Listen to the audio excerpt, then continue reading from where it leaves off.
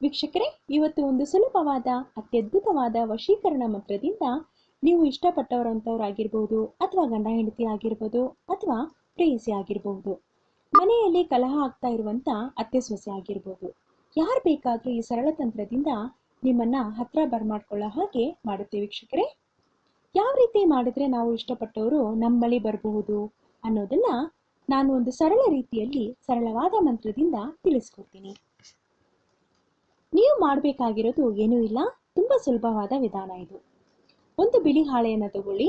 ಆ ಬಿಳಿ ಹಾಳೆಯನ್ನು ತಗೊಂಡು ಆ ಬಿಳಿ ಹಾಳೆಯ ಮೇಲ್ಭಾಗದಲ್ಲಿ ನಾನು ತಿಳಿಸುವಂತ ಮಂತ್ರ ಹಾಗೆ ಡಿಸ್ಪ್ಲೇನಲ್ಲಿ ಕಾಣ್ತಾ ಇದೆ ನೋಡಿ. ಓಂ ಕಾಮದೇವಾಯ ನಮಃ, ಓಂ ಕ್ಲೀಂ ರೀಂ ವಶಂ ಫಟ್ ಸ್ವಾಹ. ಮತ್ತೊಮ್ಮೆ ಹೇಳ್ತೀನಿ ನೋಡಿ.